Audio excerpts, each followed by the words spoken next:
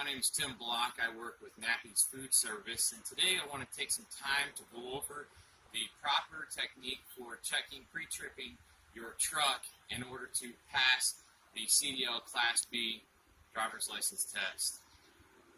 For starters, what you do is you come around here to the front, and you're going to start off by looking down underneath the truck, checking for any spills or puddles of anything underneath the truck. Then you're going to come up and you're going to check your window, your front window, to look for any cracks, any illegal stickers, any kind of obstruction on your windshield. Then you're going to look at your lights in the front. And to be sure that your lights are working properly, go ahead and open your door and turn your lights on real quick.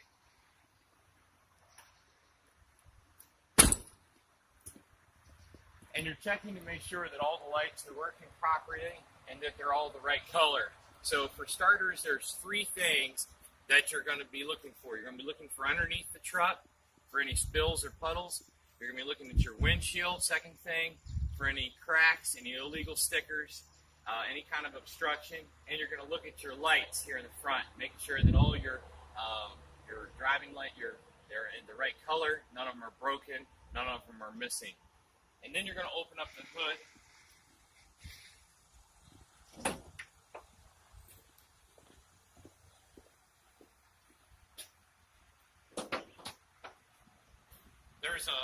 Once you pop the latches on the hood, there's a handle here in the front you grab onto.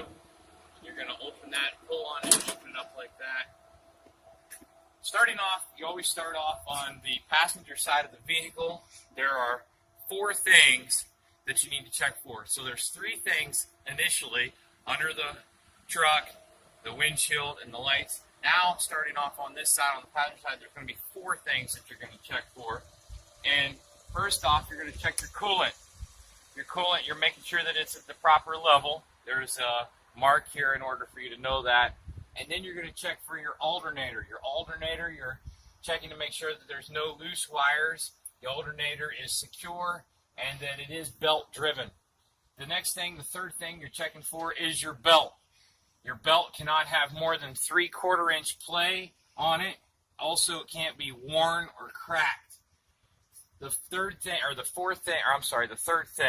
that you're going to check for is your water pump. Your water pump is down in here. You're not going to be able to reach it, but you're checking to make sure that it is secure and that it is belt driven. And then the fourth thing that you're going to check for is your hose, your coolant hose, making sure that it's not got any bulges or cracks and that it's secure. So that's your four things that you're checking for on this side. Your coolant, making sure it's at the proper level. Your alternator, making sure it's secure and there's no wires. The alternator does not have any hoses, so don't say I'm checking for hoses for the alternator. Your alternator is purely electric. You're checking to make sure that the wires are all connected and none are cracked. Your belt, you're making sure your servicing belt is not worn out, not cracked, and it can't have any more than 3/4 inch play. And then your water pump, making sure that you say that it's belt driven and that it's secure. And then your coolant hose here, making sure that it's secure, making sure that there's no bulges in it where it would appear that it's about to break, making sure there's no cracks in it or anything like that, and that it is secure as well. And then you're going to come around on this side.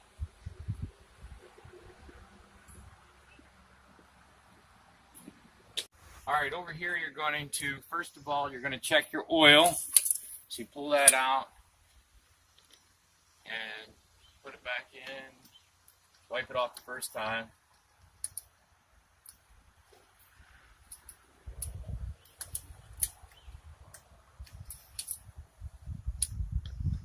What you're doing is you're seeing to make sure that it's at full. This is your little mark here, making sure that it's at the full line.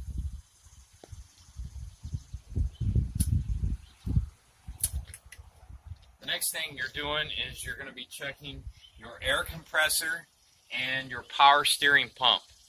And both these items are right down in here. And you'll see that the back one, this red one here, that is your air compressor. In the front, the silver one or the gray is your power steering pump.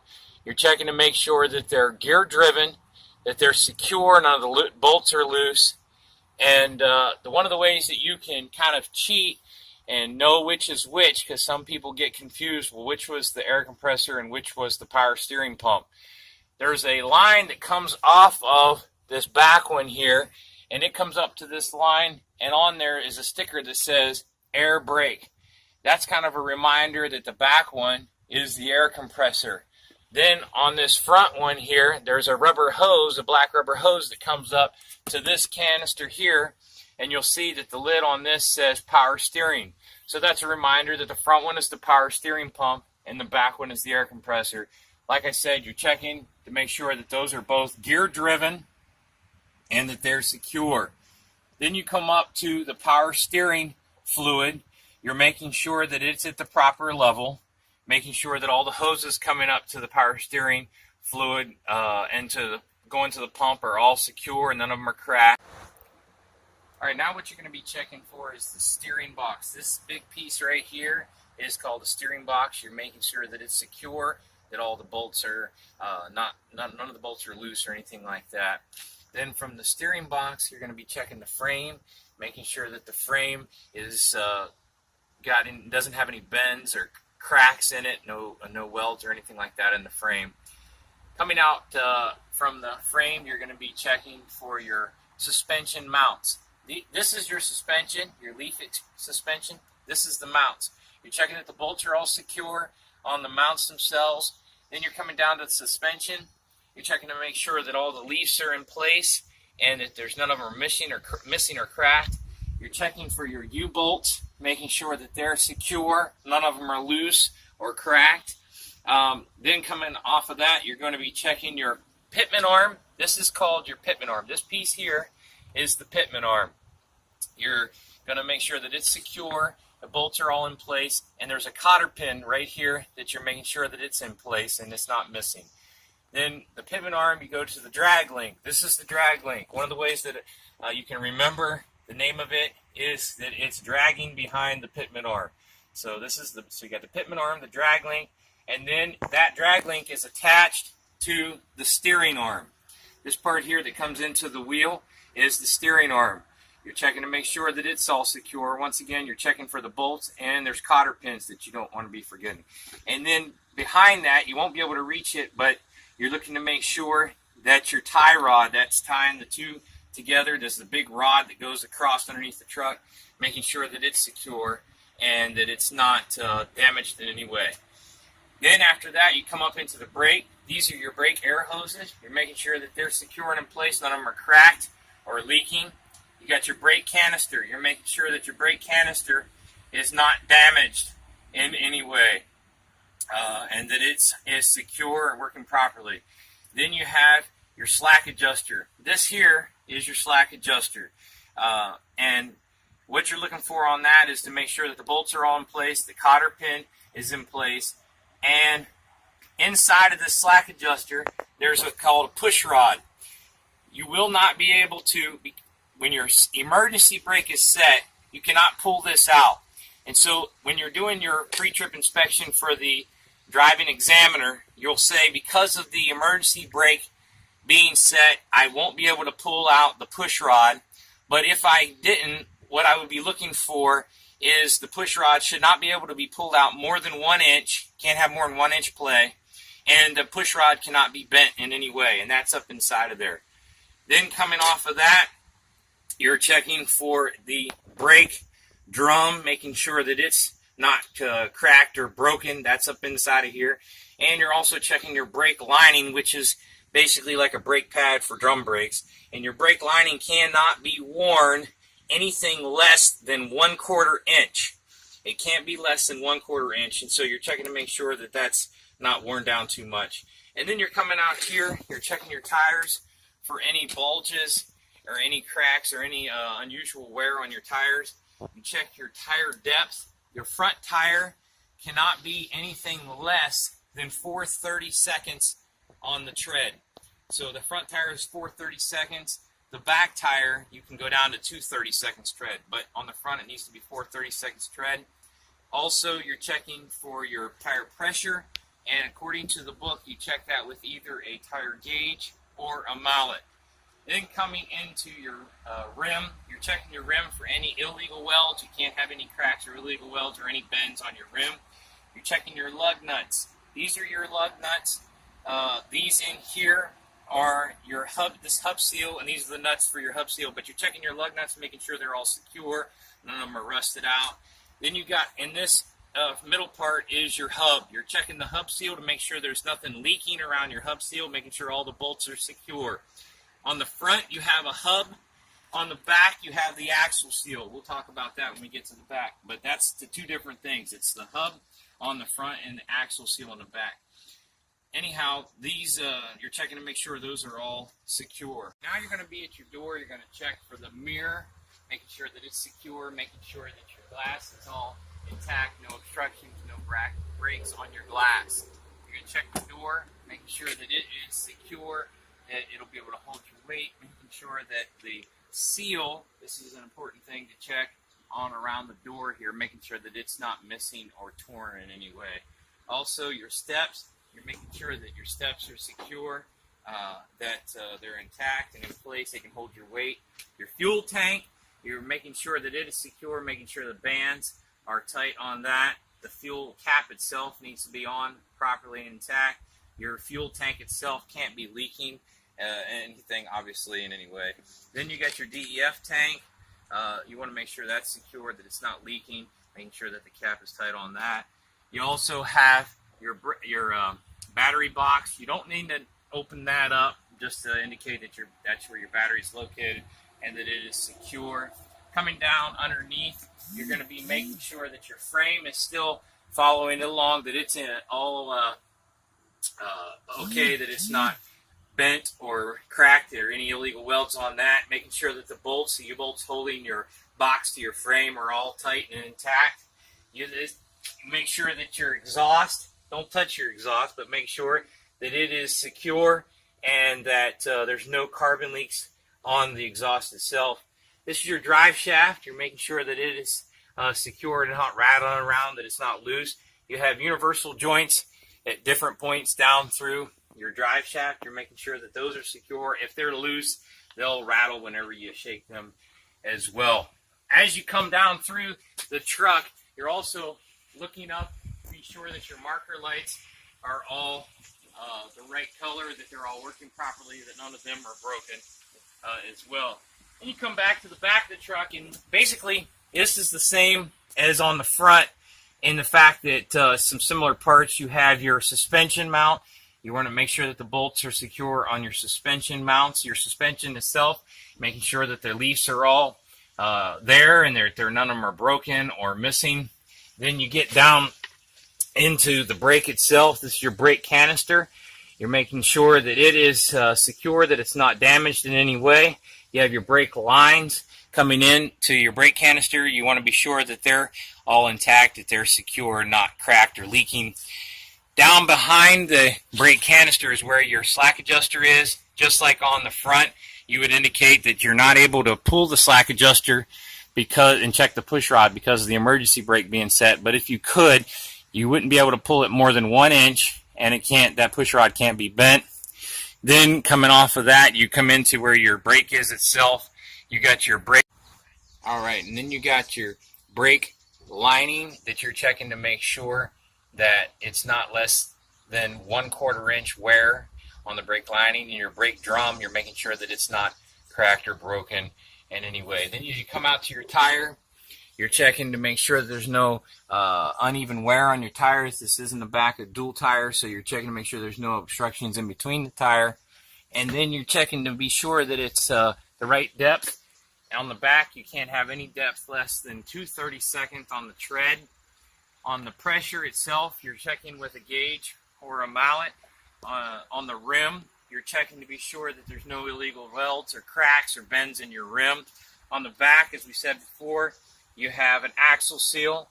This is different from the hub seal in the front, and it's got the bolts that you're checking for to make sure that they're tight, no leaking around your axle seal. Your lug nuts, you're making sure that they're not rusted or loose. And then you come back and you have your mud flap. You must have a mud flap on both sides, or else you will get shut down on the highway. You're making sure that it's secure, it's not loose. And then moving back to the back of the truck, you're checking to make sure that all your marker lights and that are on, if they're proper color, making sure none of them are broken.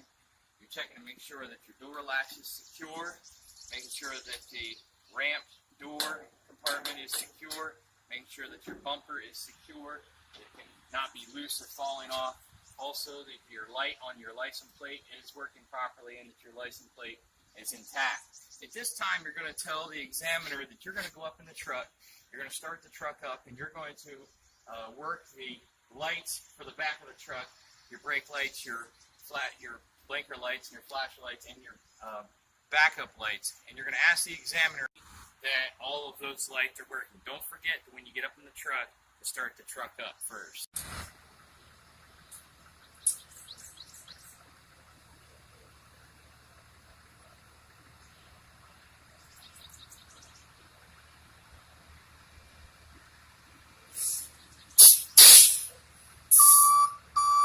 In the truck, you're going to have several beeps going on. So what you're going to do is, first of all, you're going to put this fob up against this, and that'll turn one of them off.